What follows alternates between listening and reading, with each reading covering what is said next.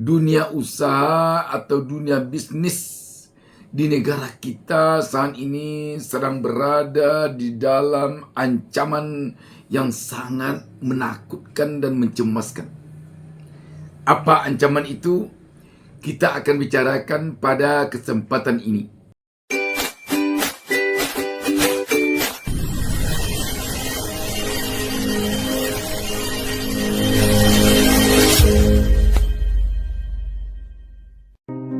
Kesuksesan di dalam bisnis lebih sering datang kepada orang yang berani bertindak.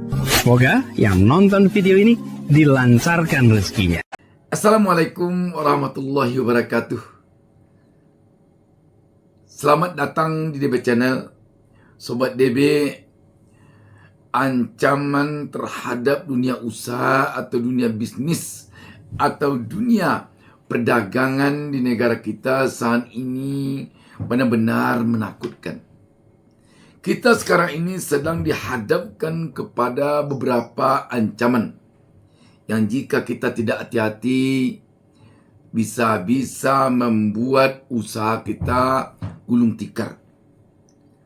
Sekecil apapun usaha, sebesar apapun usaha, bisa jadi nanti hanya akan bisa tinggal lagi namanya saja.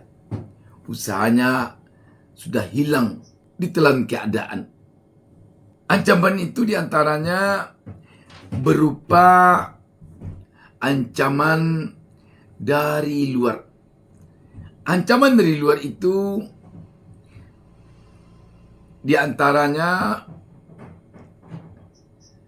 ditetapkannya sekarang oleh pemerintah kita tarif Amerika untuk barang-barangnya masuk Indonesia 0%.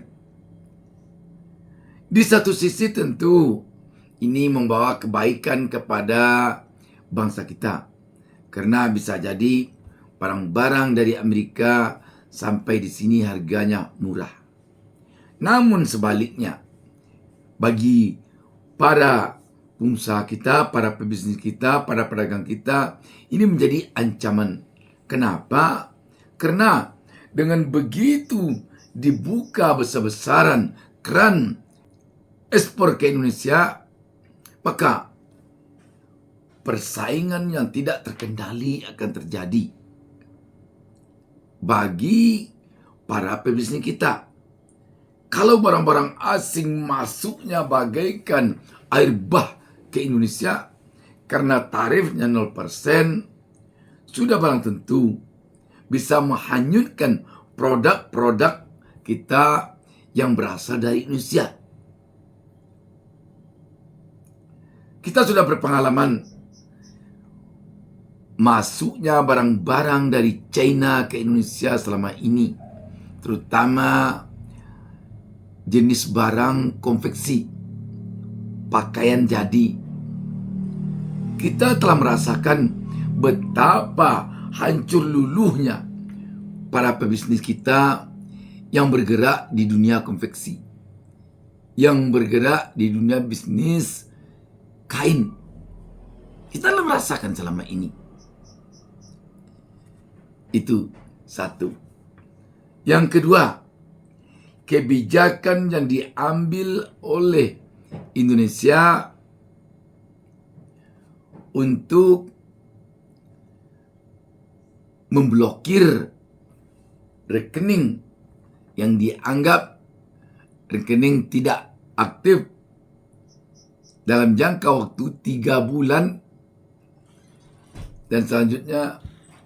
Tentu saja ini membuat dunia perbankan kita akan terdampak. Kenapa? Karena sudah barang tentu rakyat ingin mengambil tabungannya di bank secara besar-besaran. Dia takut nanti rekeningnya diblokir. Daripada rekeningnya diblokir, lebih baik uangnya dia ambil. Mungkin dia simpan di bawah bantal. Seperti zaman dulu kala, ketika masyarakat belum lagi begitu familiar dengan perbankan, maka uangnya lebih yakin dia disimpan di bawah bantal. ketimbang ditabungnya di bank. Dan bisa jadi juga ditariknya uangnya di bank, dibelikannya ke emas yang disimpannya.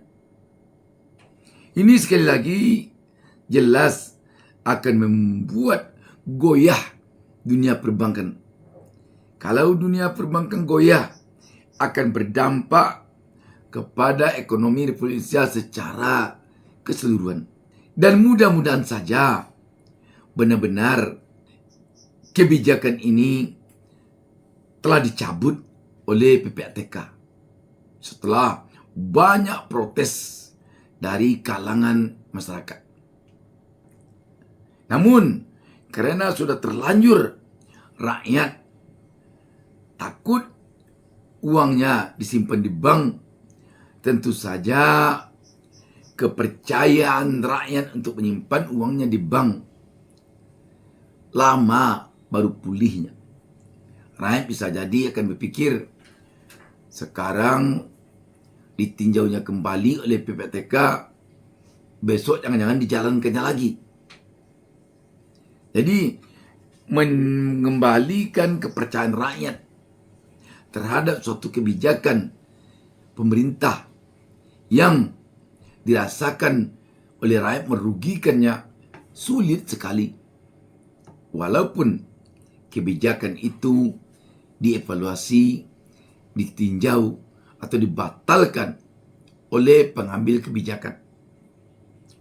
Selanjutnya, kebijakan pemerintah untuk mengambil tanah rakyat yang dianggap sesuai ketentuan pemerintah sekian tahun lamanya tidak digarap, diambil oleh negara. Ini tentu saja akan sangat menakutkan, sangat mencemaskan rakyat.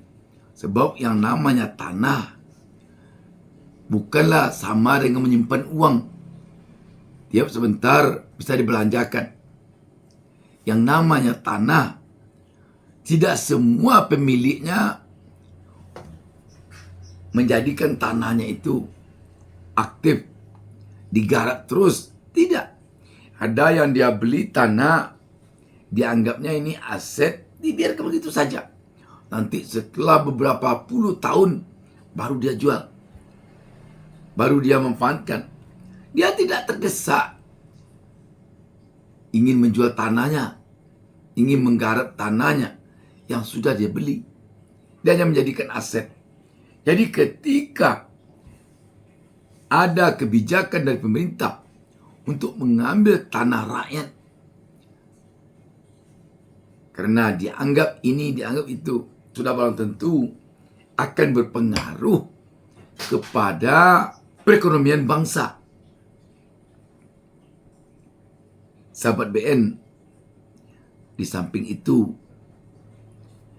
PHK yang tidak terkendali ini, pengangguran yang berjadi-jadi ini, walaupun pemerintah kadang-kadang berupaya untuk mengatakan pengangguran sudah berkurang, kemiskinan sudah berkurang, tetapi kenyataan di lapangan rakyat merasakan pengangguran bukannya berkurang, tapi bertambah. Lapangan kerja bukannya tambah mudah, tetapi tambah sulit dapatnya. Rakyat yang merasakan. Jadi Sobat DB, ancaman-ancaman inilah sekarang yang membuat dunia usaha kita, para pebisnis kita, merasa tidak nyaman. Tidak nyaman. Dan itu jelas akan berdampak kepada ekonomi bangsa ini.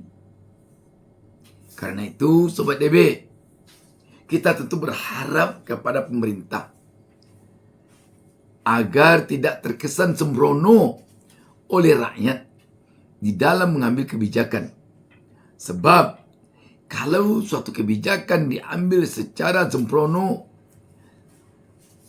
yang terkesan tidak terlalu hati-hati memikirkan dampak dari kebijakan yang diambilnya itu, terhadap rakyat, maka kebijakan yang diambil oleh pemerintah itu akan membuat ekonomi goncang, akan membuat dunia usaha jadi tidak karuan.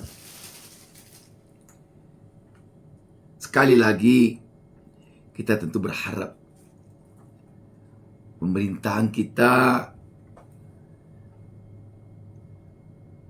di dalam mengambil suatu kebijakan benar-benar berhati-hati, terutama kebijakan di bidang ekonomi. Sebab kalau ekonomi yang goncang, kalau ekonomi yang tidak bangkit, maka yakinlah negara ini atau bangsa ini akan goncang secara keseluruhan.